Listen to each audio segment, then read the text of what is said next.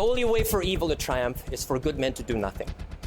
And if someone does something, that at the very least, in my case, I could rest at night knowing I at least try to do the right thing. Win or lose. Even before, nung ito ay umuugong na maaaring may magsampa ng impeachment complaint laban sa ating Pangulo, sinabi naman po natin na ang Pangulo ay irerespeto ang konstitusyon, irerespeto ang due process, irerespeto ang proseso.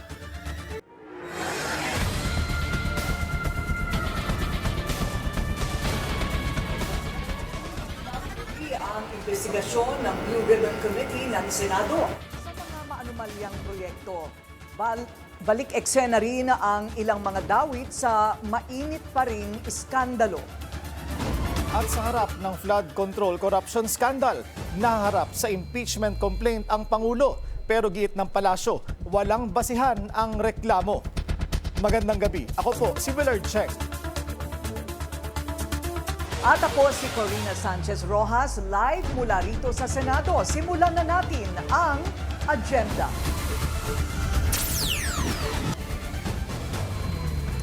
PBBM nahaharap na sa impeachment complaint ang nagsampa, dating abogado ni FL Lisa.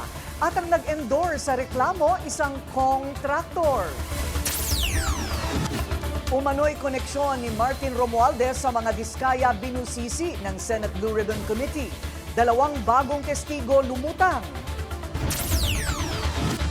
Dating DPWH Secretary Manuel Bonoan, correspondent ni Senador Jinggoy Estrada sa plunder case. Pagbibigay ni Bonoan ng maling project coordinates, tinalakay sa Senado. Luxury car ni Saldico, peke ang plaka, registered owner, iba rin. Atong ang na most wanted ngayon sa bansa, kinakanlong daw ng ilang police official. First in over a decade, bagong natural gas reservoir sa Malampaya inanunsyo. The boss has spoken.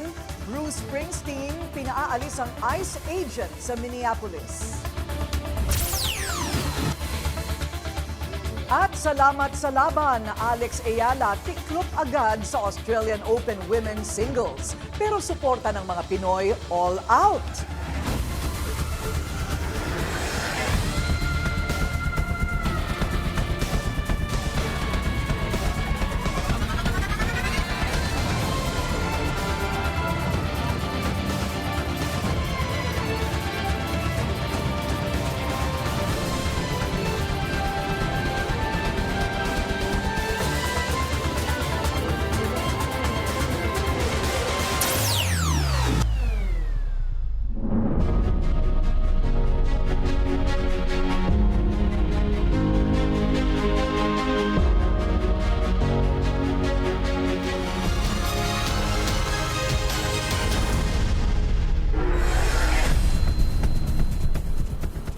May impeachment complaint man laban sa Pangulo sa Kamara, all eyes sa Senado ngayong araw dahil sa pagpapatuloy ng investigasyon sa flood control corruption scandal.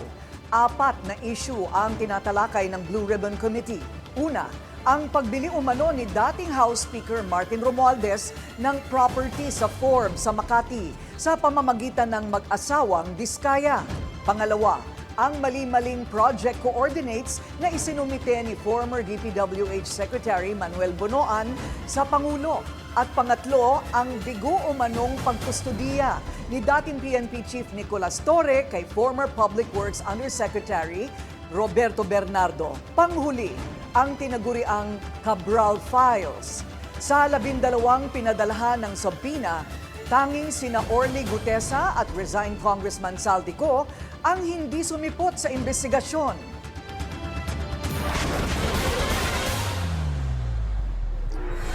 So sa ngayon dito sa Senado, Willard, parang ang mga tao'y medyo nabitin. Dahil talagang naghihintay ang lahat ng isang malaking bomba na pasabog. Parang nabitin sila doon sa pagbubusisi sa 2 bagong testigo laban kay Speaker Romualdez dahil hinihintay ng marami yung iba pang ebidensya tulad ng mga resibo, tulad ng mga maaring litrato, pero yan ay hindi pa inilalabas. Hindi natin alam kung pinangahawakan pa yan ni Senate President Ping Lacson. Samantala, hindi rin nagpakita si Orly Gutesa at syempre ito pong si Saldico. Sa ngayon, parang dalawang testigo ang lumutang sa Senado para inguso nga itong tinaguriang flood control king na si Curly Discaya bilang front umano ni dating House Speaker Martin Romualdez sa pagbili nito ng bahay sa isang exclusive subdivision sa Makati. Ang detalye sa agenda report ni Hannah T. Live din mula rito sa Senado. Hannah, ano ang mga sinabi ng dalawang umano'y whistleblower? Corina, tuluyan na ngang ipinaratang na may kaugnayan si former House Speaker Martin Romualdez kay flood control figure Curly Discaya.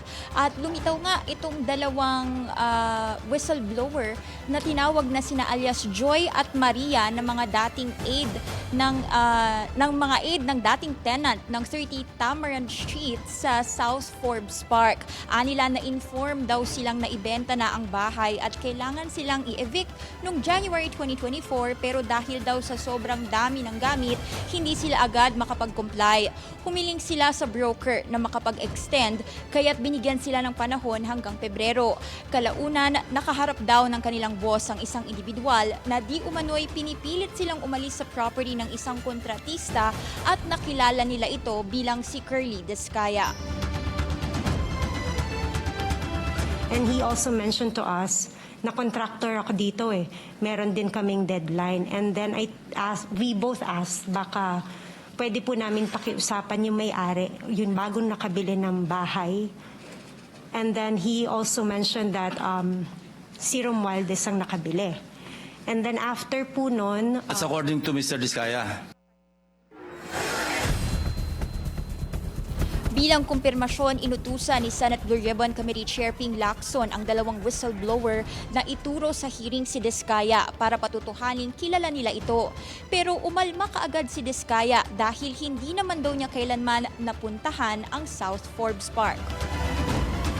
Pareho kayo na ina-identify nyo na siya mismo yung kaharap ninyo na sinasabing ang may-ari ng bahay, si Speaker Romualdez, at kailangang umalis na kayo?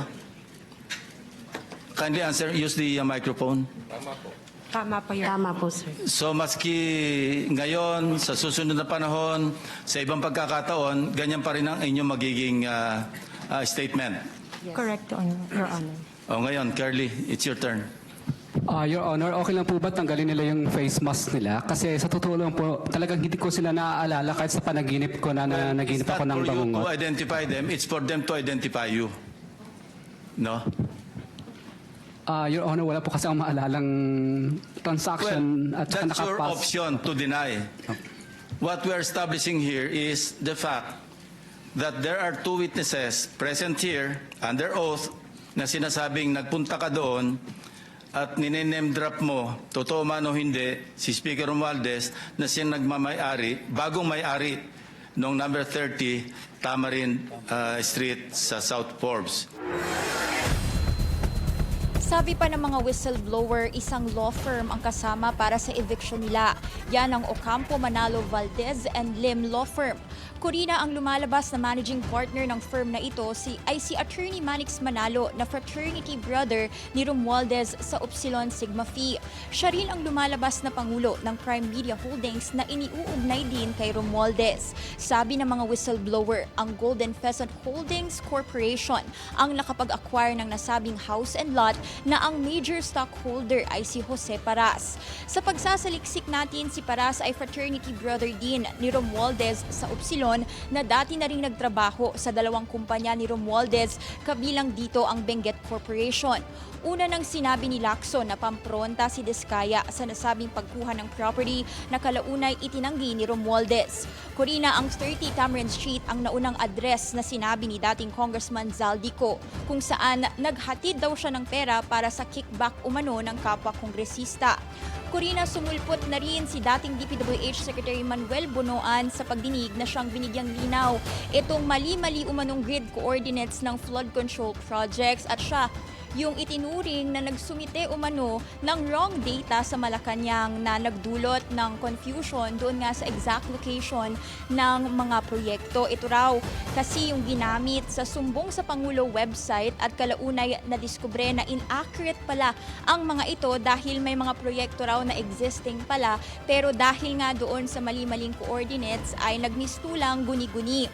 Paliwanag ni Bonoan, nanggaling daw ito sa opisina ni late DPWH Undersecretary Maria Catalina Cabral at si Cabral ay nooy nakatoka sa info projects ng ahensya at dagdag ni Bonoan, nagkaroon umano ng limited time para sa kanila na suriin itong mga impormasyon ng proyekto at yung na-provide daw sa Malacanang ay initial coordinates kung ituring at iba pa ito doon sa actual site. At sa huling monitoring, hindi pa matukoy kung ano yung possible motive doon nga sa nasabing mali-maling coordinates.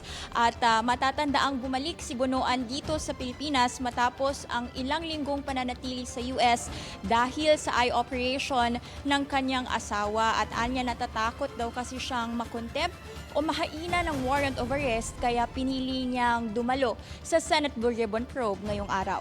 Corina. Hana, ilang tanong lang. Kanina, parang nagbago yung address. So napunta na tayo sa 30 Tamarind. Ayon doon sa dalawang testigo na lumantad. Una, sabi noong inaakusahan si Curly Discaya, bakit hindi ipakita yung muka? Pero hindi ba mayroon ding kasabihan sa batas na the accused has the right to confront his or her accusers? Ano nga ba ang sagot kanina noong abogado kung bakit may karapatan daw ang mga ito na huwag ilabas ang kanilang mga muka? Corina, ayon dun sa ating monitoring, tinanong din kasi si DOJ Prosecutor General Richard Padulyon patungkol dito para daw ma-verify ni Lacson kung tama ba na hindi ipakita itong mukha ng dalawang whistleblower na sina alias Joy at Maria. At yan daw ay dahil at this point, ang ine-establish pa lang naman kasi ng komite ay kilalanin itong mga whistleblower kung ito nga bang si Curly Discaya ay yung same individual that they saw in the South Forbes Park property which they mentioned noong 2024 na nag-uugnay nga kay Romualdez. Yun pa lang naman daw yung gustong i-establish ng komite kaya raw hindi dapat makita itong mabigyan ng permission itong si Curly Discaya na makita nga itong dalawang whistleblower. Corina. Siguro iba rin talaga ang kalakaran sa isang political exercise like this hearing at iba rin yung mga kailangan o pananagutan sa loob ng courtroom, talagang kaso na talaga. Tungkol naman dito kay Secretary Bonoan, naintindihan mo ba yung paliwanag niya tungkol doon sa mali-maling coordinates? Kasi pinapakinggan kong maigi. Parang ang haba ng sagot niya, medyo paikot-ikot. Ano ang punto sa mali-maling coordinates? Actually, Corina, we tried to simplify itong explanation, hindi lang ni Bonoan and also kundi yung DPWH din dahil apparently there are different variables kung tawagin or names ng mga coordinate na na-mention ng DPWH. Merong MYPS, etc. Pero to simplify it, itong MYPS na sinasabi nila, initial coordinate daw nitong proposed project sa isang location. Ito yung ginagamit or tinatala raw ng DPWH sa initial or proposed budget. At kalaunan, pagdating daw ng GAA, which is yung the final budget version, sinasabi nila na napabago pa raw po itong mga coordinate na ito. Ayon niya na sa ating monitoring at sabi, magkaiba nga yung initial coordinates ng DPWH pagdating naman sa actual site dahil daw sa iba-ibang factor, kabilang yung environmental factor like posible kasing naiiba raw po yung sukat or lawak ng isang ilog, etc. At tinanong din actually ng mga senador kung ano bang pwedeng reform ng DPWH tungkol dito. Sabi ng mga DPWH Undersecretary kanina, isinusulong nila yung less human intervention para nga hindi na raw ito maulit and of course itong patuloy na pag-iimbestiga doon sa mga proyektong hanggang ngayon ay itinatala pa rin kung substandard or ghost flood control projects na una na ngang naitala dahil doon sa mali-maling coordinates. Corina. Ayun, okay. So mukhang nagisa ng husto si DPWH former Secretary Manuel Bonoan ni Senator Win Gatchalian.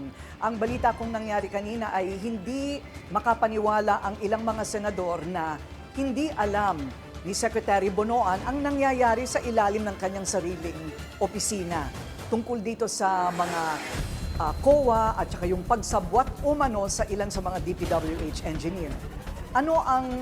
Ano ang paghuhusga ng ilang pang mga senador? Corina, actually, almost all of them had the same sentiment na itong mga paliwanag ni Bonoan ay mahina umano na wala siyang kinalaman dito nga sa alleged kickback scheme sa DPWH because it's impossible that you were in your stint for a few years at hindi raw siya aware doon sa mga kickback o payola na natatanggap ng mga dating DPWH officials sa ilalim ng kanyang termino. At he remained firm na wala siyang allocable dahil una na nga kasing lumitaw din yung pangalan niya sa so-called Cabral Files umano kung saan meron din siyang mga proyekto kung saan kung tawagin before I wish list at sabi niya wala raw siyang anumang allocable sa 2025 national budget pero so far we've yet to see kung ano ang balak ng komite dito kay Bonoan at kasi so far consistent yung kanyang statement na wala raw siyang kinalaman dahil nga pinagkatiwalaan niya itong mga dating DPWH officials sa ilalim ng kanyang pamumuno. Corina. At bukod kay Ginoong Bonoan, sino-sino pa hana ang mga lumitaw sa pagdinig?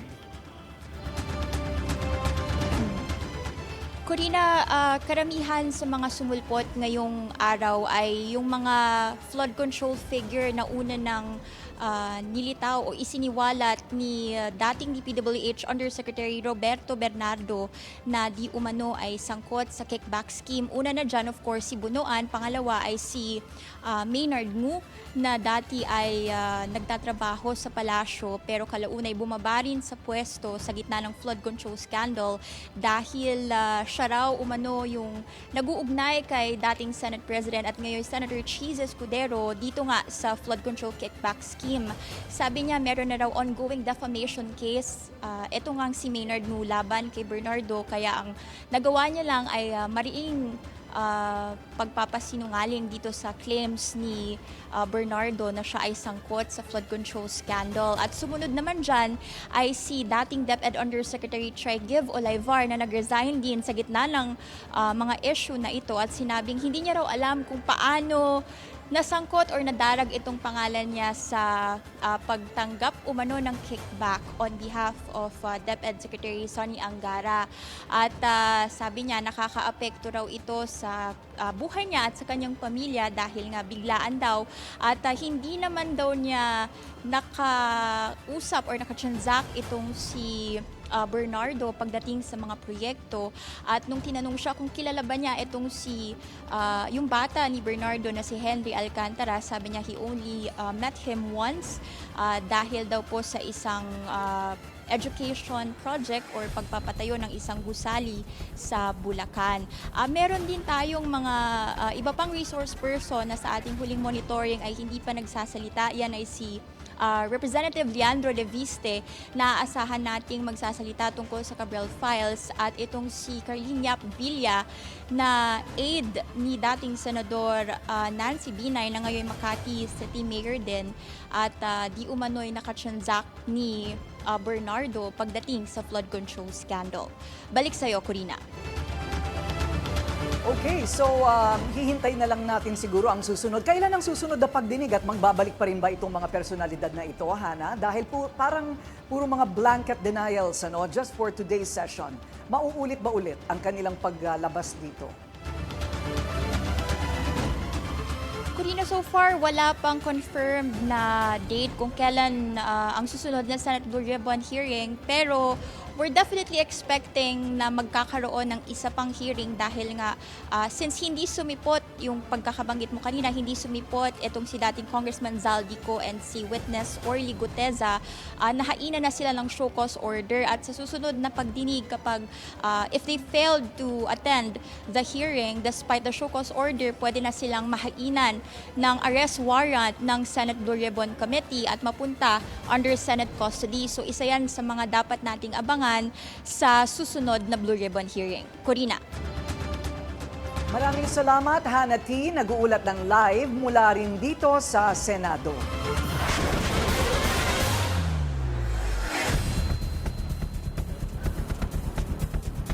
Samantala, kasabay ng Blue Ribbon Committee hearing, nangalampag ang ilang anti-corruption groups sa labas ng Senado. Kinundi na nila ang bilyones na unprogrammed appropriation sa 2026 budget.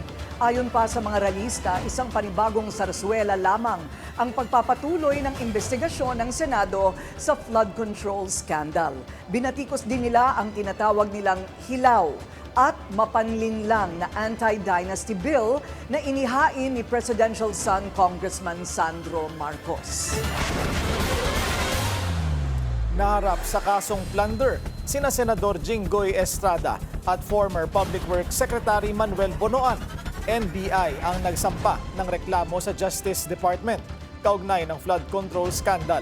Konektado raw ang reklamo laban kina Estrada at Bonoan sa mga questionableng proyekto kung saan higit 50 million pesos daw ang nakulimbat.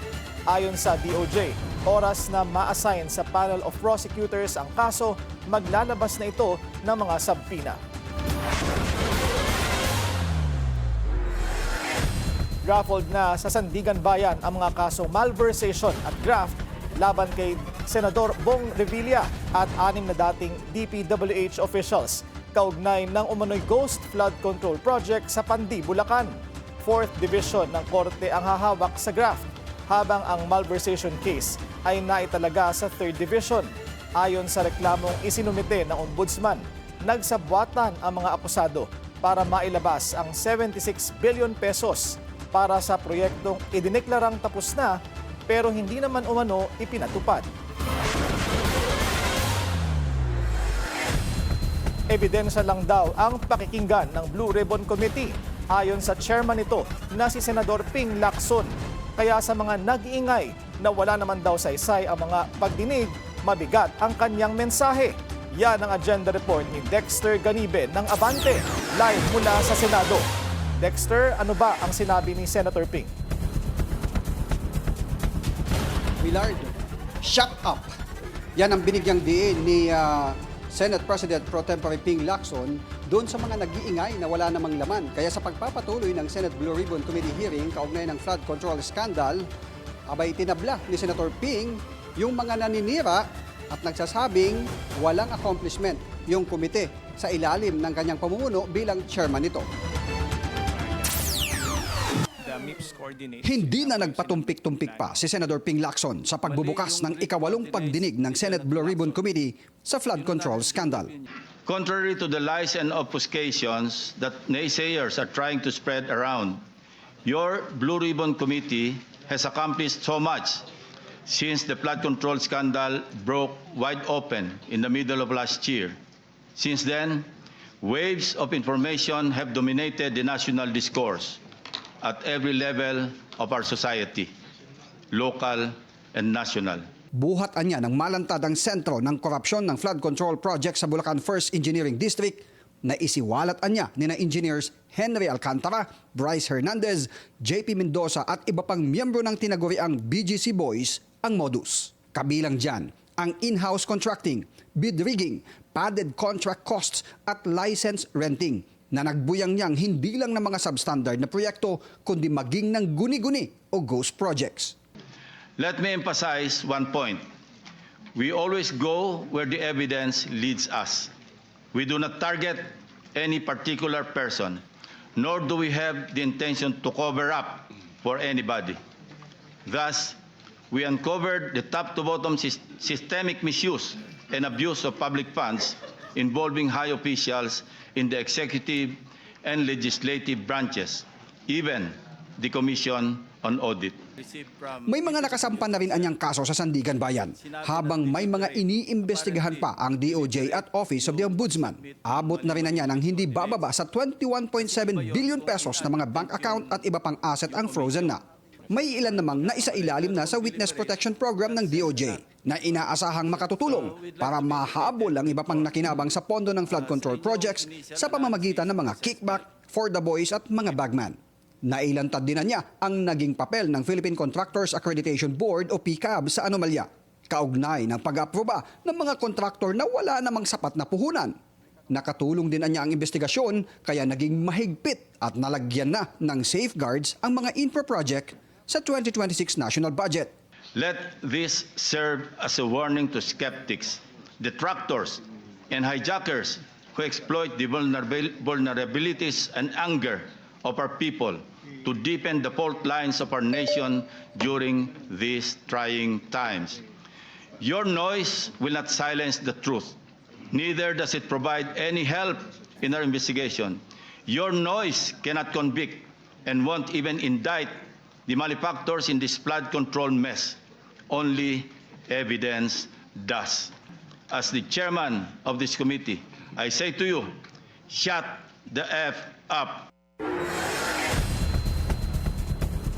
Willard, nasa 5.5 oras ng ongoing itong Senate Blue Ribbon Committee hearing at katatapos lamang matanong ni Senator Ping Lacson itong si Engineer Roberto Bernardo kaugnay nga doon sa tangka dati ni dating PNP Chief Nicolas Torre III na isa ilalim sa kustodiya. Pero nilinaw ni Bernardo na hindi naman direktang nakipag-ugnayan sa kanya itong si Nicolas Torre, kundi nadatnan na lang niya doon sa safe house na binigay sa kanya ng simbahan na nandun nag-iintay itong si Torre. Willard? Dexter, sumipot ba sa hearing si Senator Amy Marcos? Hindi ba't nauna ng hinamon ni Senator Ping si Senator Amy na kung meron siyang ebidensya tungkol sa pagdinig ay isyong tinatalakay sa pagdinig ay dapat dumalo siya at doon niya iharap ang anumang ebidensya na mayroon siya? Willard, hindi dumating itong si Senator Amy Marcos dito sa pagdinig ng Senate Blue Ribbon Committee, pero inaasahan natin na may mga sagot siyang ibibigay sa Senate media dahil meron siyang nakatakdang press con bukas ng umaga. Alright, abangan natin yan. Maraming salamat sa iyo, Dexter Ganiben ng Abante, nag-uulat ng live mula sa Senado. Peke ang plaka ng isang Ferrari na pag-aari ni resigned Ako Bicol Party List Representative Saldico. Ayon sa PNP, rehistrado sa ibang driver ang sasakyan at iniimbestiga pa ang posibleng ugnayan ni Ko sa totoong may-ari. Na-recover ang Ferrari sa isang condo sa BGC Taguig. Nakita naman ninyo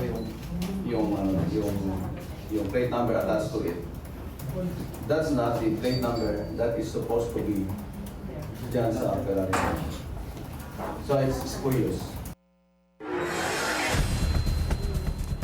Patuloy namang hinahanap ng mga otoridad ang 10 pang luxury cars ng dating mambabatas.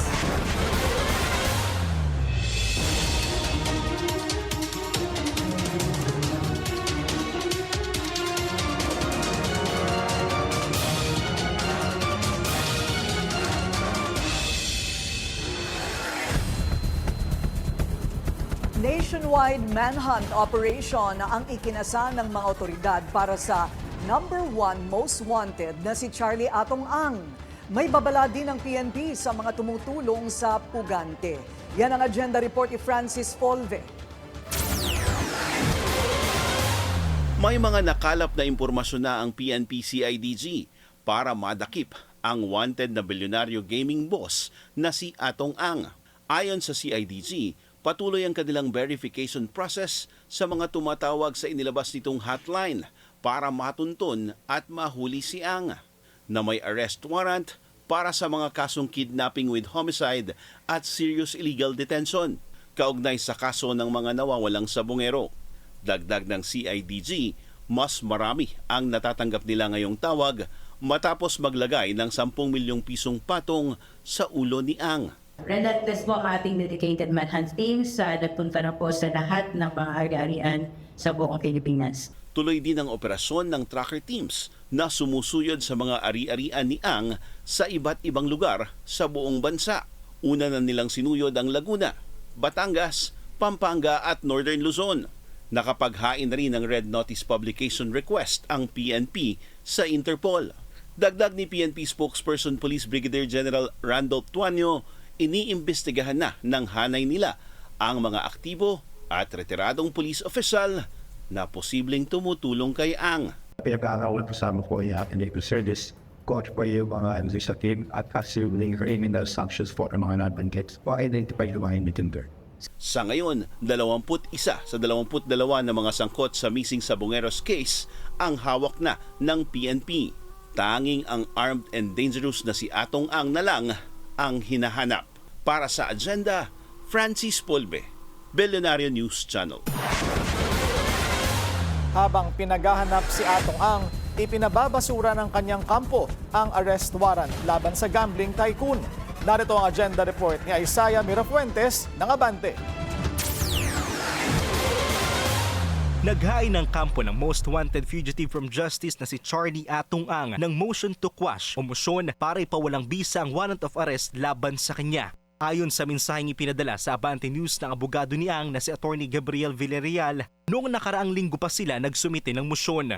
Kumukontra ito sa arrest warrants na inilabas ng Regional Trial Court ng Santa Cruz, Laguna at Lipa, Batangas. Ayon pa kay Attorney Gabriel, bilang paggalang sa hukuman ay hindi na siya magbibigay pa ng karagdagang detalye. Pero matatandaan na noong nakaraang linggo ay sinabi ni Villarreal na premature at questionable ang warrant of arrest laban kay Ang. May 10 milyong pisong pabuya sa sinumang makakapagturo sa kinaroroonan ni Ang. Tiwala ang DOJ na nasa bansa pa ang bilyonaryo gaming boss na itinturong utak sa missing Sabongero case. Ito ay sa kabila ng naging pahayag ng whistleblower na si Julie Patidongan na umalis na ng Pilipinas si Ang noon pang nakaraang taon. Sinabi ni DOJ spokesperson Attorney Polo Martinez sa Abante News na hindi pa verified ang balitang umiskapo na si Ang. Tiwala rin ng DOJ sa impormasyong ibinigay ng Bureau of Immigration na walang recent travels si Ang. Para sa Agenda, Isaiah Mirafuentes, Abante. Impeachment complaint laban kay PBBM, walang basihan ayon sa Malacanang. Susunod yan sa Agenda.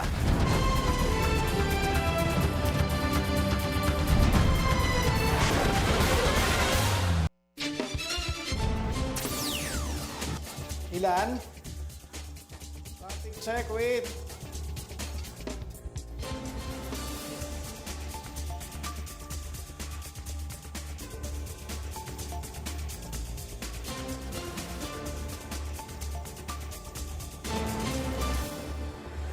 Inihain sa Kamara ang kauna-unahang impeachment complaint laban kay PBBM.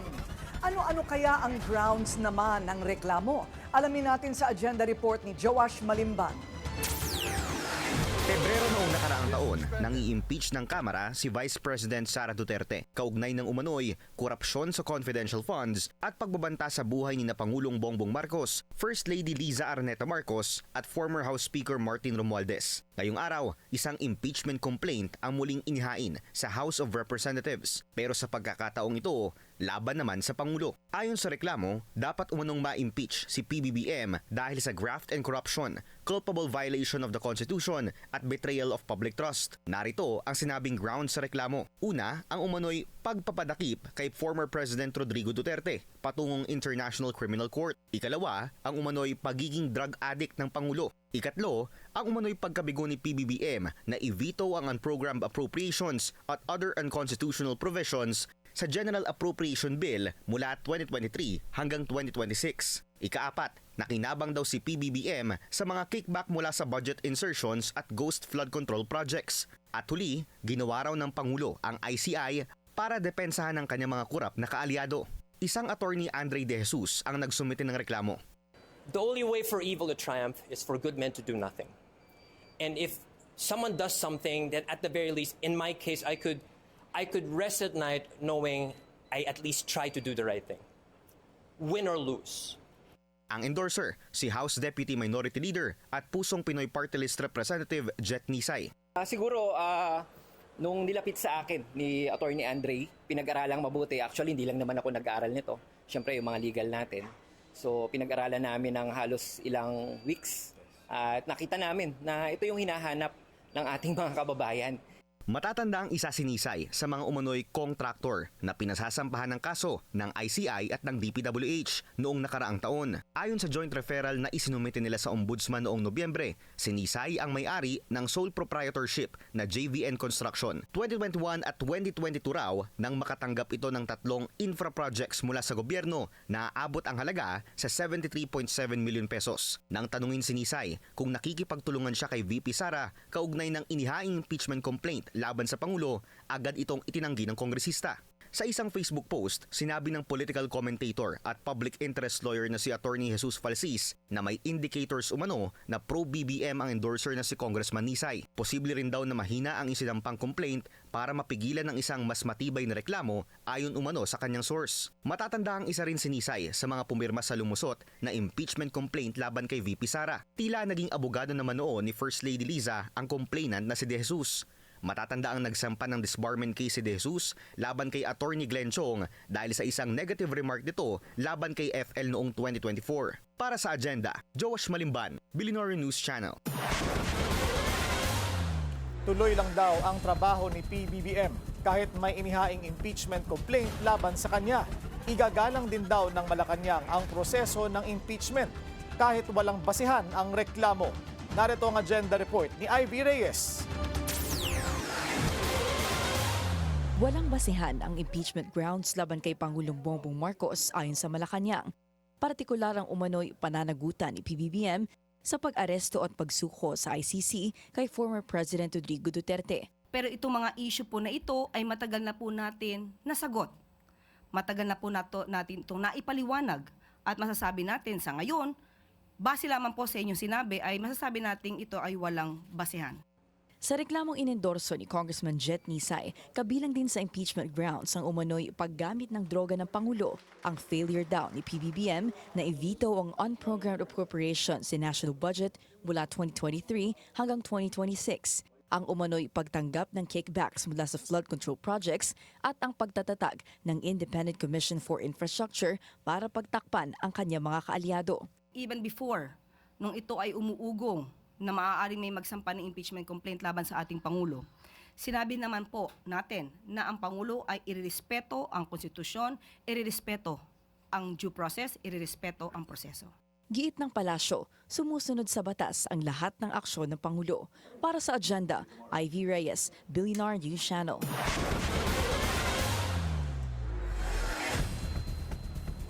Hati ang mga opinyon ng mga ekonomista at business groups sa inihaing impeachment complaint laban kay PBBM. Tama lang daw na managot kung totoong may kasalanan. Pero hindi daw maitatanggi na apektado nito ang ekonomiya. Narito ang agenda report ni Paulo Barcelon. Magkakatalo sa motibo ang magiging epekto ng impeachment complaint kontra kay PBBM kung ano ang magiging epekto nito sa ekonomiya ng bansa. Yan ang pananaw ni dating Social Welfare Undersecretary Emmanuel Leyco na siya na ngayong ekonomista at Chief Rating Officer ng Credit Rating Investor Services Philippines o CRISP. Ani Leyco, dedepende aniya ang magiging economic impact ng impeachment sa kung ano ang magiging galaw ng reklamo laban sa Pangulo o maging kay Vice President Sara Duterte. Kung ang impeachment ng dalawa, BBM at Vice President BP Sara ay makakatulong para malinis na, maging malinaw na kung ano ang magiging pamunuan ng ating pamahalaan at direksyon ng ating ekonomiya ay magiging malinaw, mabuti yan. Pero kung ang mangyayari lang, magkakaroon ng impeachment pagkatapos parang nagbo-boxing lang at magsasawa rin ng mga tao. Hindi rin nila sasabihin na may mangyayari ba yan o wala. Dagdag ni Leyco, nakamasid ang mga namumuhunan at ang sektor ng negosyo dahil ang magiging kapalaran ng isang Pangulo ay siya ring pwedeng makaapekto sa kung ano ang magiging estado ng ekonomiya sa 2026. So sa ekonomiya, maaaring makadulot pa rin ito ng patuloy na pagbagal. Pero kung ito ay makakatulong na pansamantala lamang, edi okay lang siguro yan. Pero definitely kailangan iharap. Kung meron ba talagang dapat panagutan ng Pangulo, dapat panagutin. Pero kung wala, wag. Hindi maganda yon. Kailangan talaga siguradong-sigurado tayo. Para kay RCBC Chief Economist Michael Ricafort, dedepende rin ang magiging epekto ng impeachment complaint sa ekonomiya sa kung nakanino ba ang suporta. Sino ba yung sinusuporta ng biggest business groups? Sino ba yung sinuporta ng biggest religious group? Diba? Pati yung sino? Yung duly elected government natin. It's a numbers game. No? So kung kulang yung numero, well and good. Pero kung disruptive kasi, kung may element of uncertainty, doon magkakaproblema.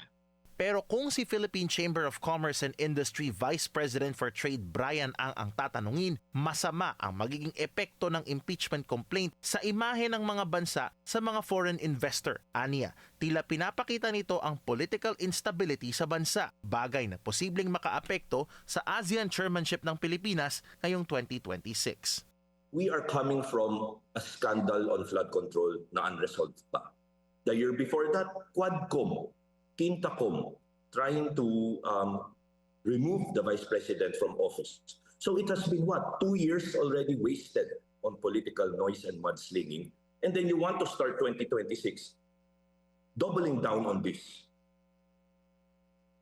So we hope you trail your attention more to economic reforms. Kailangan ng bansa to jumpstart this economy. Dagdag ni Ang, mas dapat umanong pagtuunan ng pansin ng mga mambabatas ang pagpapanumbalik ng unprogrammed funds na para sa foreign assisted projects para muling sumigla ang infrastructure spending ng pamahalaan. Iba-iba man ang pananaw ng mga negosyante at mga ekonomista, aniya, dapat daw gawing prioridad ng pamahalaan ang pagpapalakas ng ekonomiya dahil sa pagtatagpo ng negosyo at politika, damay ang mga mamamayan, pati ang bawat pisong ating kinikita. Para sa Agenda, Paulo Barcelon, Bilyonaryo News Channel. Iloilo ang next stop ng road trip ni DPWH Secretary Vince Dizon. At tulad sa Quezon Province, kontrobersya sa proyekto rin ang sumalubong sa kanya. Narito ang agenda report ni Ian Maghanoy. Matapos ang Maharlika Highway sa Quezon Province via Bicol, sunod na sinuyod ni Public Works Chief Vince Dizon ang Sunset Boulevard at Aganan Flyover sa Iloilo. Kasunod yan ng direktiba ni PBBM sa DPWH na agad natapusin ang mga hanggang sa ngayon nakatenggang proyekto sa buong Pilipinas. Tumambad kay Dizon ang hanggang sa ngayon hindi pa rin natatapos na konstruksyon ng Aganan Flyover mula nang simulan ang proyekto noong 2019. Kabilang dito ang hindi pa rin nabubuho sa mga pundasyon ng flyover. Gayon din ang putol na tulay na hindi pa rin mapakinabangan. Kaya ang utos ng kalihim ang agarang assessment sa Aganan Flyover nang sa gayon ay masiguro ang structural integrity nito para sa mga motorista. Plano ring umupa ng DPWH ng foreign consultant para naman sa third-party assessment. We will ensure 100% safety, but we will also ensure, sabi nga ni PBBM, that we will finally finish it this year before Christmas of 2026. Nitong weekend ay nauna nang sinuyod ni Secretary Dizon ang kahabaan ng Maharlika Highway sa Quezon Province via Bicol, partikular ang Mauka Bridge sa Camarines Sur, kung saan napamura ang kalihim mula sa pag-uga ng iniinspeksyong tulay matapos dumaan dito ang isang 10-wheeler truck lulan ang mga bakal. Bagay na agad rin niyang ipinag-utos na isailalim sa assessment. Ang mga pag-iinspeksyon ng ahensya ay parte ng planong Maharlika Highway Rehabilitation na may pondong nagkakahalaga ng 16 billion pesos. Para sa Agenda, Ian Maghanoy, Bilyonaryo News Channel.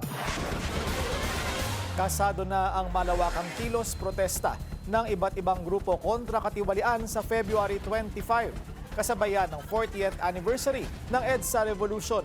Giit ng grupong Taong Bayan ayaw sa magnanakaw at abusado Network Alliance o tama na. Paalala ito sa gobyerno at publiko na mas malakas ang boses kung sama-sama ang pagkilos. Panawagan din nila ang mas masusi pang investigasyon sa flood control scandal dahil pili lang daw ang mga kinakasuhan. Handa naman daw ang PNP at titiyakin ito na mapayapa ang rally. Dahil po handa ang NCRPO sa pagbibigay po ng protections.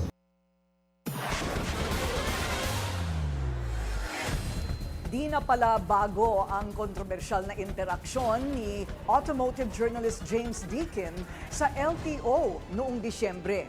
Ayon sa source ng Bilyonaryo News Channel, naging LTO consultant si Deakin noong 2022. Ang detalye sa agenda report ni Mobility Correspondent G. Baroga.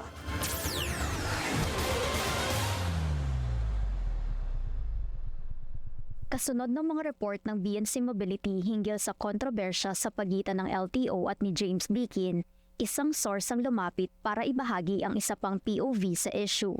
Sa kanyang paglalahad, 2 punto ang agaw atensyon. Una, LTO consultant daw si Deakin noong 2022. Sa parehong taon, Executive Director naman si Giovanni Lopez na kasalukuyang Transport Acting Chief. Pero base sa profile ng kalihim sa DOTR website, hindi umabot ng 1 taon ang panunungkulan niya sa LTO. Tanong ng source, kung consultant na pala si Deakin noon, bakit wala umanong naging konkretong hakbang para mapabuti ang ahensya? Dagdag niya pa, quote, confidential consultant daw ang role ni Deakin at walang malinaw na detalye tungkol sa exact tasks niya. Tinanong namin si Deakin ukol dito at kinumpirma niyang consultant nga siya ng LTO, quote, for a very brief time, sa ilalim ni J. Tugade Jr. Hindi raw ito nagtagal dahil umalis rin sa ahensya si Tugade. We signed the contract on the condition that there was no pay. I think he put a token 1 peso amount for the year. But yes, it was just strictly to lend my expertise to the LTO. I did meet with Mancom once, and he did introduce me, and nothing was ever really achieved because, as I said, once he stepped out, I was no longer used as a consultant, so no changes were made. Second point, Deakin tries to burn the house down, says the source. Nang matiketa ng anak ni Deakin, nagtanong umano siya kung may maaari bang i-refer sa kanya sa loob ng LTO.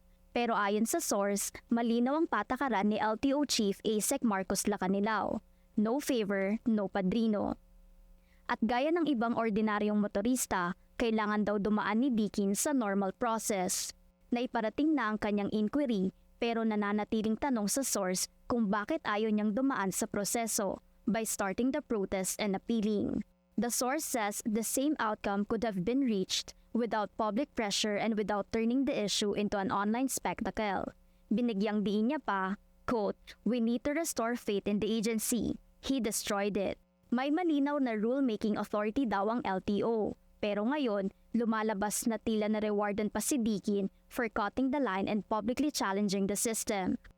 Nauna nang ipiniliwanag ni Deakin ang sarili sa paggamit ng social media sa isa sa kanyang mga online post, kung saan ang main issue niya ay ang 15 calendar days na deadline sa pagsettle ng traffic fine. Nagbigay daan ito sa paglabas ng isang DOTR circular kung saan 15 working days na ang dapat sundin na para naman umano sa lahat ng motorista. Para sa agenda, G. Baroga, Bilyonaryo News Channel.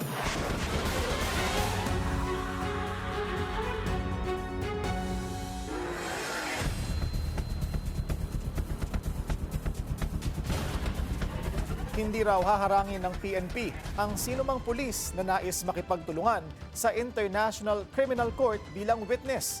Kaugnayan sa panawagan ng ICC sa mga miyembro ng PNP, PIDEA at NBI na tumestigo sa investigasyon ito sa madugong war on drugs ni FPRRD.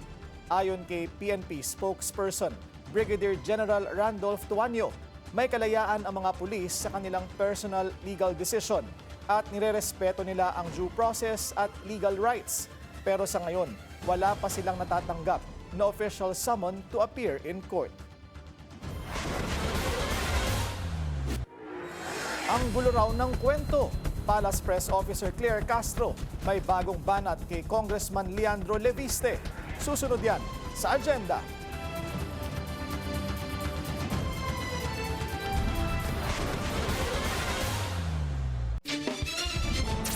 Traffic check ulit tayo sa EDSA Mega Mall.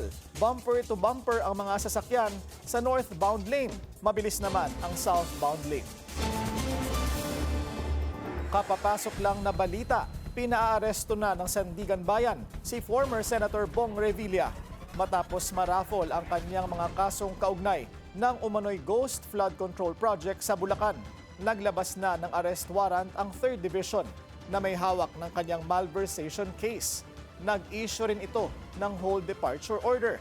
Kasama sa pinaaresto ang BGC boys na sina Bryce Hernandez at JP Mendoza. Wala pang aksyon ang 4th Division na may hawak sa graft case ni Revilla. Matapos ihain ang kauna-unahang impeachment complaint laban kay PBBM, sumiklab na ang tensyon sa Kongreso. Maaring may pangalawang reklamo pa raw. Handa na ba ang Kamara? Alamin sa agenda report ni Mavic Trinidad ng Abante.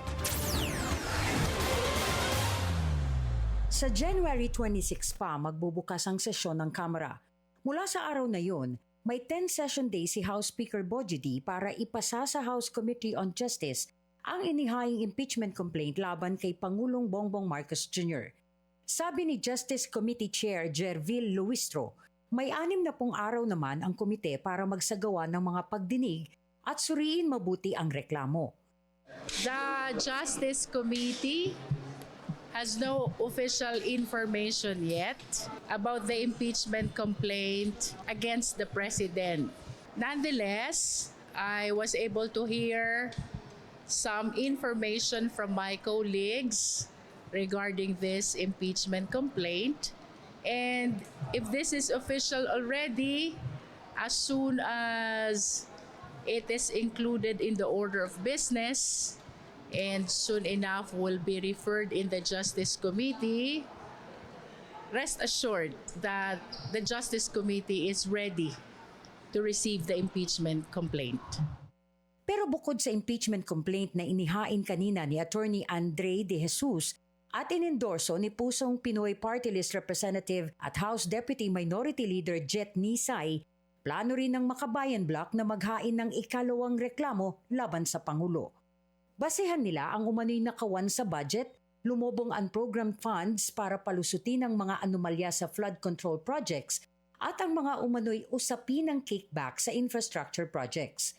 Nilinaw naman ng Committee on Justice na sa sandaling mai-refer na ang naunang impeachment complaint, hindi natatanggapin ang ihahain ng Makabayan Bloc. Pero kasabay nito, hinihintay pa rin ng Kamara ang desisyon ng Korte Suprema sa motion for reconsideration na inihain ng mababang kapulungan noong nakaraang taon kaugnay ng impeachment case ni VP Sara. I think they did na na-overreach talaga to ng Supreme Court, no?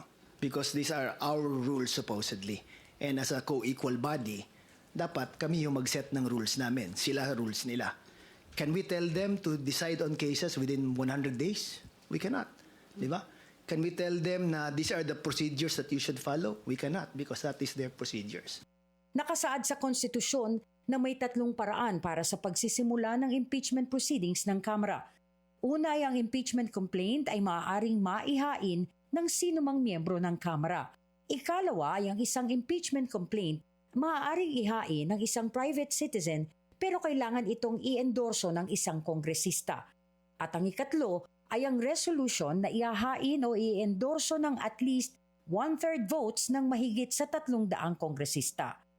Sa reklamo laban kay PBBM, mukhang ang ikalawang paraan ng paghahain ang susundin na proseso ng Kamara. Before, kung basahin mo yung pag 1/3 yan, diretso na yan to the Senate, no? Pero ngayon parang may gusto si Supreme Court na parang may due process pa, no?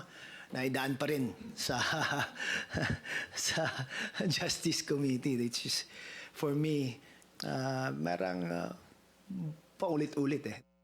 Para naman kay Manila Representative Joel Chua, walang shortcut na magaganap at susundin nila ang mga lahat ng hakbang na naaayon sa umiiral na batas. Para sa agenda, Mavic Trinidad, Abante. Walang batayan ng impeachment complaint laban kay PBBM ayon kay House Speaker Bogie D. Ayon kay D, malinaw na ginagampanan ng Pangulo ang mandato na ipinagkatiwala sa kanya alinsunod sa batas. Seryoso at masusing proseso raw ang impeachment at hindi dapat gamitin sa pamumulitika. Dagdag niya, responsibilidad ng Kamara ang suriin ang mga reklamo ng may pag-iingat at paggalang sa konstitusyon. Tinawag naman na world-class gymnastics ni Davao Congressman Pulong Duterte ang impeachment complaint laban kay PBBM. Ito kasi ay inihain ng abogado rin ni FL Lisa. Paniwala ng mambabatas, sinadya ito para mapigilan ang totoong reklamo laban sa Pangulo. Dagdag ni Congressman Pulong, ito ay scripted distraction lamang mula sa flood control scandal na kinasasangkutan rin umano ng Pangulo.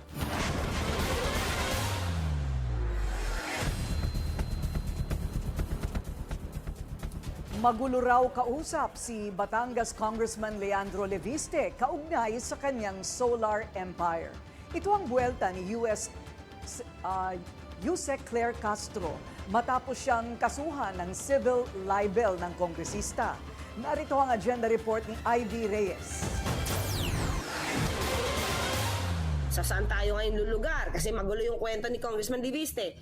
Sa divest ba o na-close? Isa daw dapat ang kwento rito. Nagtuturo umano si Batangas 1st District Representative Leandro Leviste sa usapin ng 24 billion peso fine ng Solar Philippines, ayon kay Palace Press Officer Claire Castro. Sa kanyang personal vlog, reference ni Yusek Castro ang panayam ni Leviste sa On Point ng Billionaire News Channel kung saan kinumpirma niya na may shares pa siya sa Solar Philippines. I have shares in Solar Philippines, which has shares in SPNEC, which I am not involved in the day-to-day of.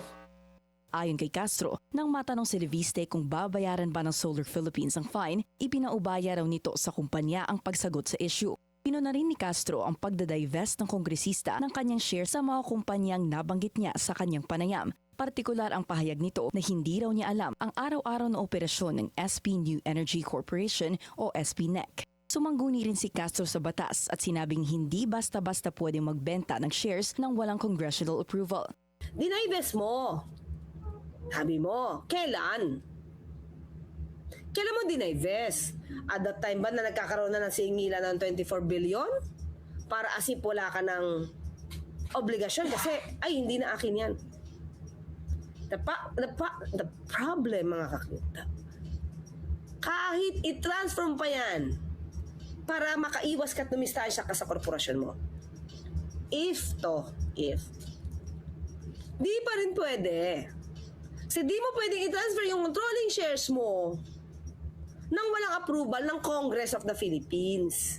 Sa press conference naman ni Leviste sa Batangas nang magsampa ng kaso laban sa Palace Press Officer, nilinaw nito para umano kay Yusek Castro kung alin talaga ang kumpanyang ibinenta niya at alin ang may prangkisa. Banat ng kongresista, tila hindi raw na-review ni Castro ang mga mahahalagang impormasyon tungkol sa usaping ito. Ang kumpanyang may prangkisa ay Solar para sa Bayan Corporation. Ang kumpanyang binenta ko sa Meralco ay SP New Energy Corporation. Sagot naman ni Castro, at tanong natin, ikaw ba talaga nagpapaandar? Ginamit lang pangalan mo? Di ba? Para bang bakit? Parang ang dami mong hindi alam at ang dami mong hindi pinakikialaman. Dumidistansya ka, especially when it comes to the payment ng fine. Sinubukan nating hinga ng pahayag si Leviste pero hindi pa siya sumasagot sa ating mensahe. Ayon sa kanyang kampo, hindi nila nire-recognize ang anumang pahayag ni Castro alinsunod sa rules ng korte sa pagkukomento habang may pending case. Bukod sa paghimo kay Yusek Castro na sumagot sa korte, tinawag na rant ng Leviste camp ang vlogs ng Palace Press Officer. Para sa agenda, Ivy Reyes, Billionaire News Channel.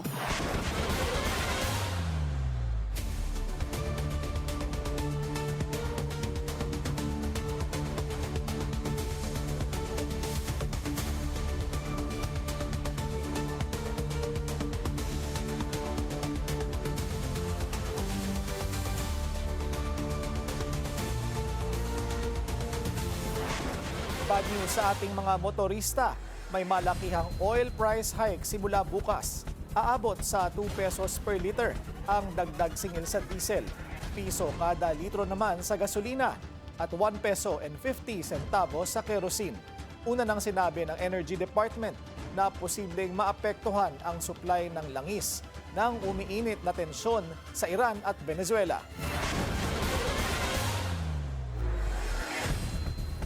Sa halip na bumiyahe, nagtipon sa kalsada ang transport group na Piston para tutulan muli ang PUV Modernization Program.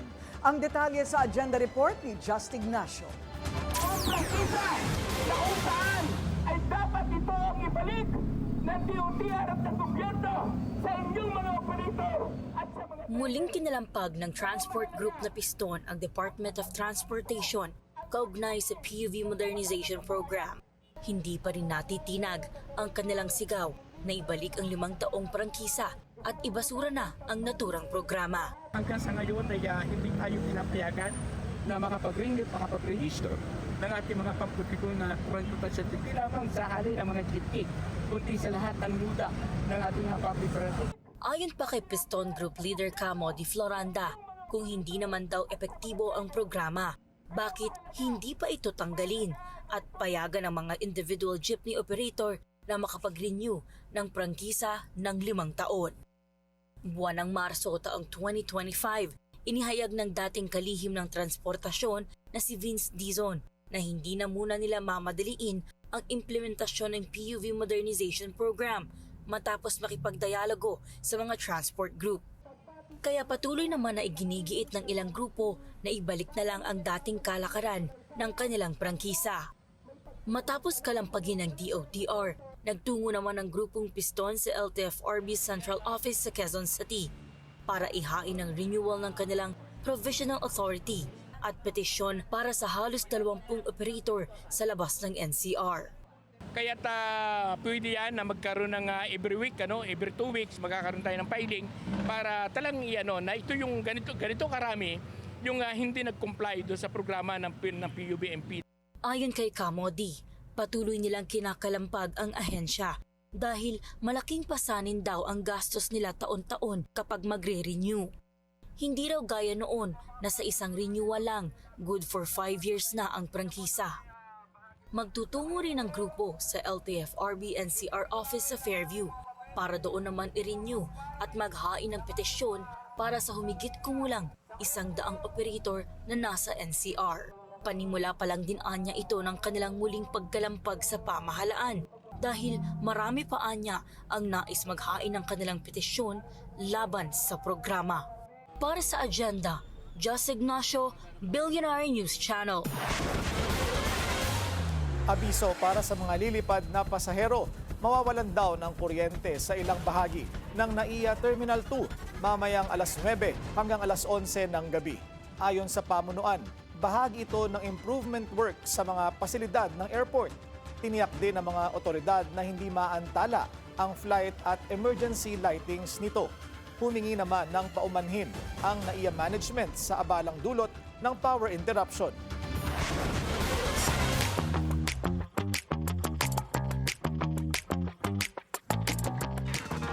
The boss has spoken. Kinall out ni Bruce Springsteen ang pag-deploy ng immigration officers sa Minneapolis. He did so during a surprise performance sa Light of Day Winter Festival in New Jersey. Springsteen later sang his 1978 song, The Promised Land, na dinedicate niya kay Renee Good, the mother who was fatally shot by an ICE agent.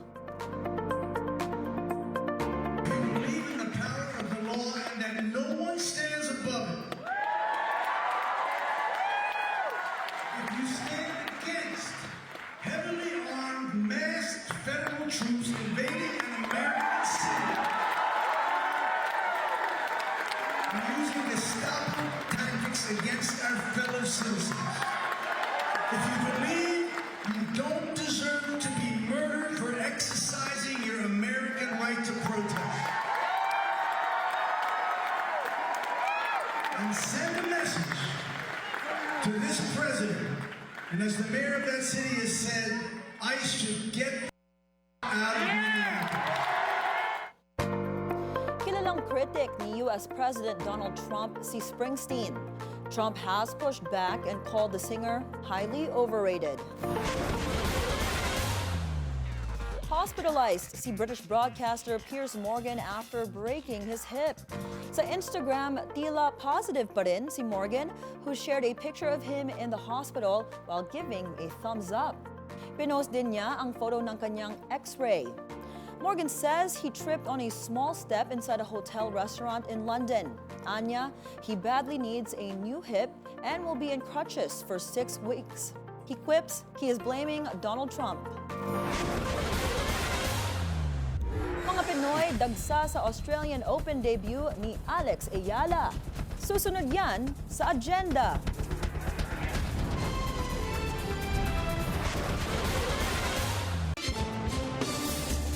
Isa pang traffic check ngayong Monday rush hour. Sa EDSA White Plains, mabagal ang daloy ng mga sasakyan sa northbound lane.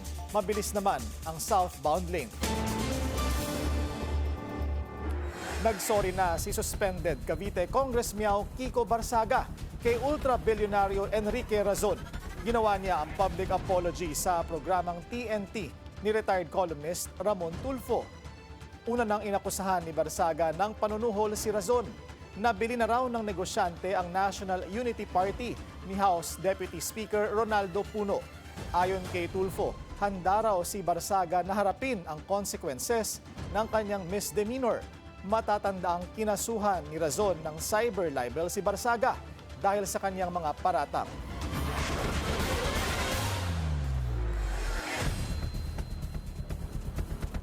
Milestone kung ituring ni PBBM ang pagkakadiskubre sa panibagong natural gas field sa Malampaya. Gaano karaming kuryente kaya ang kaya nitong isupply? Ang detalye sa agenda report ni Ivy Reyes. For the first time in 30 years, ayon sa Department of Energy, may panibagong natural gas discovery sa Malampaya gas field. Inanunsyo ni Pangulong Bongbong Marcos na natagpuan ang Malampaya East 1 na may 98 billion cubic feet of gas o katumbas ng 14 billion kilowatt-hour na kuryente sa isang taon. Ang ganito kalaking electricity source, maaaring makapag-supply ng kuryente sa higit 5 milyong households, halos 10,000 buildings o 200,000 classrooms. MAE-1 is the first milestone under the Malampaya Phase 4 drilling campaign, which also includes the Camago 2 and the Bagong Pag-asa wells. The next steps are the completion and testing of the Camago 3, followed by the drilling of the Pag-asa exploration well to pursue more potential gas resources. Base sa initial tests, may 60 cubic feet kada araw ang Malampaya East 1, kaya't malaki raw ang potential nito bilang isang major source. Ikinatuwa ng DOE ang discovery na ito sa Malampaya dahil kritikal na parte raw ng power reliability ng bansa ang natural gas habang nag-explore ng renewables, energy source at grid updates ang Pilipinas. Matatandaan na Hulyo nitong taon, iniulat ng International Group of Liquefied Natural Gas Importers na itinaas ng Pilipinas ang import sa liquefied natural gas dahil sa pagbaba ng gas sa Malampaya na inaasahang depleted na by 2027. Ang Malampaya ay nasa pangangasiwa ng prime infrastructure ni ultra-bilyonaryo Enrique Razon. Para sa agenda, Ivy Reyes, Billionaire News Channel. Libre ang gamot at iba pang medical procedure sa ilalim ng programang Yakap ng PhilHealth. Paano nga ba yan maa-avail? Alamin natin sa agenda report ni Pierre Pastor. Ang Yakap o Yaman ng Kalusugan Program ng PhilHealth ay isang enhanced primary care package na mula sa dating programa na Konsulta Program. Mas nakatuon ito sa preventive care at early detection. May mga accredited clinic ang Yakap na maaring puntahan na magbibigay ng free consultations, basic diagnostics, laboratory test at health education. Nakapaloob din sa Yakap ang gamot program o guaranteed and accessible medications for outpatient treatment kung saan makakukuha ng libreng mga gamot na may limit na 20,000 pesos per member kada taon. Ang gamot ay irereseta sa accredited Yakap clinic, doktor at pharmacy.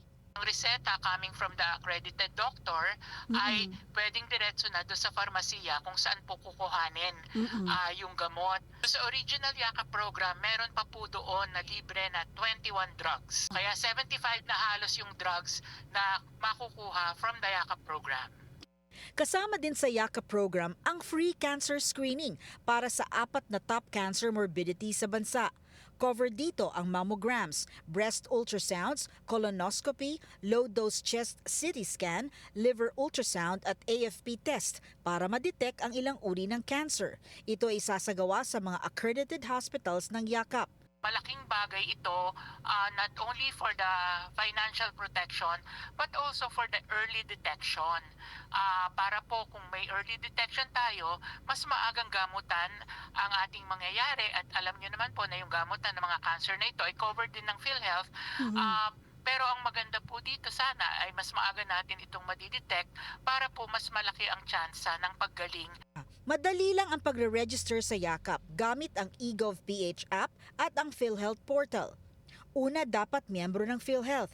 I-download ang app, mag-create ng account, mag-upload dito ng valid ID, hanapin ang PhilHealth section at piliin ang Yakap. Makikita na rito ang accredited clinics na maaring pagpilian. Bumisita sa clinic na napili para sa unang konsultasyon. Lagdaan ang Yakap empanelment slip para ma-finalize ang registration. Matapos nito, maaari na raw makuha ang mga benepisyo ng programa. Maaari ring mag-inquire sa mga hotline ng PhilHealth Corporate Action Center. Layo ng Yakap na mailapit ang healthcare sa mga komunidad na nakafocus sa prevention para hindi na magkasakit o maospital pa. Nakapagbibigay din ito ng comprehensive care sa anumang edad at sa pamamagitan ng programa na empower ang mga Pilipino na may maaasahan ng affordable healthcare services. Para sa Agenda, Pierre Pastor, Billionaire News Channel. Sa ngayon, Willard, mga kaibigan, ay natapos na ang hearing dito sa Senado at naglalabasan na mga inimbitahang mga testigo, gayon din na ang mga senador. At naroon na ngayon si Hanati, nag-aabang ng makakausap at bibigyan po namin kayo ng update sa pagtatapos ng hearing na ito ng Blue Ribbon Committee mula dito sa Senado maya-maya po lamang. Samantala, one for the books daw ang Sinulog 2026. Bukod sa engrandeng selebrasyon, pinakamarami raw ang dumalo sa piyesta ngayong taon. Silipin natin yan sa Agenda Report ni Marian Uy. Umabot sa higit 5 milyon ang lumahok at nakipiesta sa Sinulog Festival sa Cebu City. Alas 9 sinimula ng programa kaya maaga ang street dancing ng 37 contingent sa kahabaan ng Osmeña Boulevard. Mula sa kalsada na punong-puno ng turista at bisita hanggang sa grandstand ng Cebu City Sports Center. Marami maagang dumating para masilayan ang ritual showdown. Alas 3 pala ng hapon, umabot na sa higit 3 million ang crowd estimate ng PNP. Pero ng gabi na, kinumpirma ng city government na 5 milyon na ang bisita sa Sinulog Grand Parade.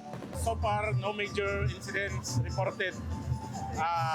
Most of the incidents reported lang missing children, medical emergencies, but up to as to major incidents, negative.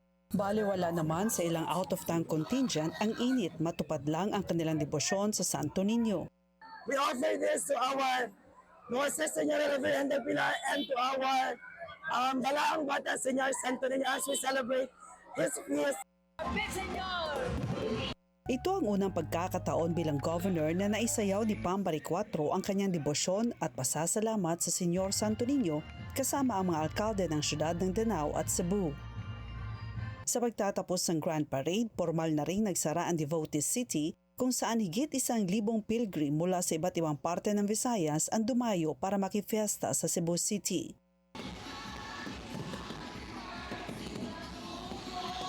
Tinapos ang Sinulog Festival sa malaing grandeng 20 minutong fireworks display. Para sa Agenda, Mary Ann Uy, Billionaire News Channel, Cebu.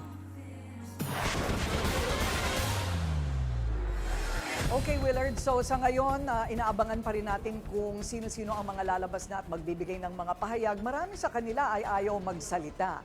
Pero kung ikaw ang aking tatanungin, Willard, medyo nagulat ka ba sa anumang mga inilabas ngayong araw na ito sa Blue Ribbon Committee hearing? Corina, mukhang ang pinaka quote-unquote pasabog lang ay yung lumutang na testigo laban kay Curly Discaya na sinasabing nag-front daw kay dating House Speaker Romualdez. Parang yun ang pinaka-explosive dyan. At hinihintay natin kung ano nga ba magiging sagot dito ni dating House Speaker, although meron ng denial ang kanyang abogado. Siguro magiging mas eksplosibo ang lahat ng ito kung siguro nagpadala ulit ng video itong si Ginoong Saldico o nagpakita si Orly Gutesa na hindi rin nagpakita.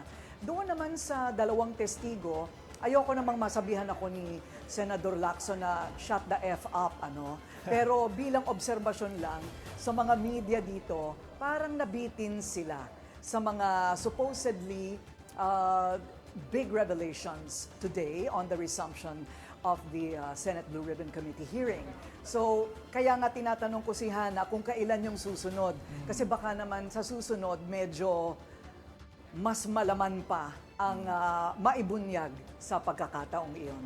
At sabi ng kasama nating si Dexter Corina, bukas daw ay may pa-presscon si Senator Amy Marcos. So isa yan sa mga aabangan natin. Ano? Kanina nakita din natin doon sa live stream ng Billionaire News Channel sa hearing. Lumabas din si Senador Dante Marcoleta doon sa hearing. And I wonder kung ano yung kanyang naging line of questioning. Sa aking pagkakaalam, sa kwento kanina ni Hana, ay pinaninindigan pa rin ni Ginoong Marcoleta ang mga diskaya para maging mga para pumailalim sa Witness Protection Program. Kasi nga naman, sa lahat sa kanilang nadadawit, sila naman yung hindi halal ng bayan. Kumbaga, mas malubha ang kasalanan ng mga halal ng bayan na dawit kaysa sa mga kontratista. So, yun ang parang buod ng paglalaban na sila ay pumailalim pa rin dyan. Pero matagal na yan no? Hindi ko lang alam kung mangyayari yan. Dahil parang kanina kontra ang tono ni Senador Ping at saka si Senador Kiko Pangilinan. Oh, dapat din may Yun yung kay Ginoong Marcoleta kanina. Okay. At dapat din siguro meron pa silang gawing pag-amin itong mag-asawa tungkol sa kanilang naging papel sa lahat ng ito. Yes. At siguro bago tayo masabihan ni Senador Ping Lacson, hintayin natin yung susunod na buhos bago tayo magbigay ng assessment tungkol dito sa resumption ng investigasyon sa Senado. Alright. Abangan natin yan. Thank you, Corina. All out ang ipinakitang suporta ng mga Pinoy sa Australian Open debut ni Alex Ayala.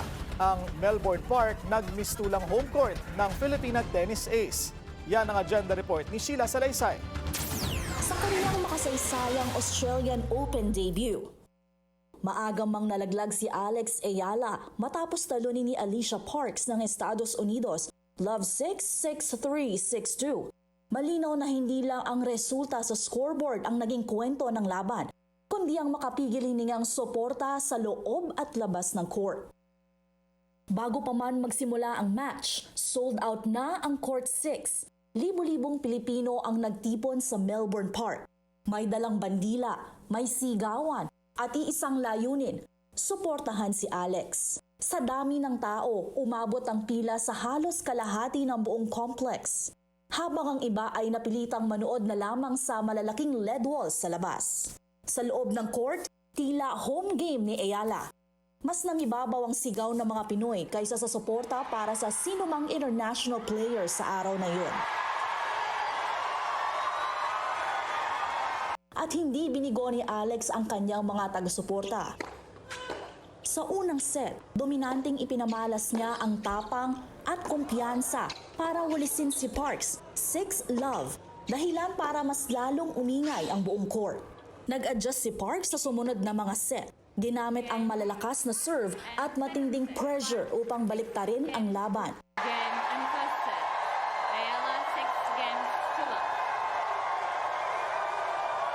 Pero kahit humirap ang sitwasyon, hindi humina ang suporta.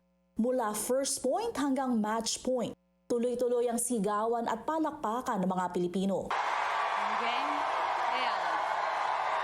Kahit sa huling game, kung saan umabot pa sa deuce at muntik nang makabawi si Ayala, pero kinapos. Tumagal ng 1 oras at 56 na minuto ang laban. Ang lakas ng presensya ni Filipina tennis ace ay hindi rin nakaligtas sa mata ng pandaigdigang komunidad ng tennis. Sa social media, umani ng diskusyon ang paglitaw niya sa ilan at maging sa karamihan ng Australian Open promotional materials, kung saan may ilang nagtataka kung bakit siya ang tampok. Pero ayon sa mga taga-suporta, malinaw ang sagot. Iisa siyang manlalaro na kayang humatak ng mahigit 100 milyong Pilipino patungo sa women's tennis. Nagpupuno ng mga upuan, lumilikha ng clicks at views at nagbibigay ng bagong enerhiya sa sport, anuman ang resulta ng laban. Hindi pa rito nagtatapos ang kanyang kampanya. Magbabalik court si Alex ngayong Martes para sa Australian Open Women's Doubles. Katuwang ang Brazilian na si Ingrid Martins. Nakatakdang ganapin ang kanilang laban alas 2:30 ng hapon sa Court 12, bagamat maaari pang magbago ang schedule. Para sa agenda, Sheila Salaysay, Billionaire News Channel.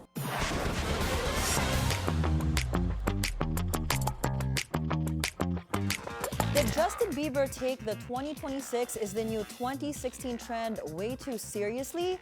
Ito ang hirit ng netizens after he allegedly liked a comment from his 2016 post showing him kissing his ex, Selena Gomez. The comment was written in Spanish and means cheers to the newlyweds, in unlike daw later ni Justin. But netizens couldn't help but wonder din why hindi pa niya dinelete ang picture. This comes amid speculations na on the rocks ang marriage nila Justin and Hailey Bieber. 2 days ago, nag-post si Hailey ng throwback pic nila, also kissing. It was part ng kanyang entry sa viral 2016 social media trend. Also hopping on the 2026 is the new 2016 trend, Meghan Markle. The Duchess of Sussex shared a video of Prince Harry being touchy sa kanya while the two of them are dancing. Ayon kay Meghan, the playful clip was taken by their daughter. Bukod sa video, nag-post din siya ng photo nilang mag-asawa knee-deep in water and surrounded by grasslands. 2016 nang magsimula mag-date sina Prince Harry and Meghan. They tied the knot in 2018.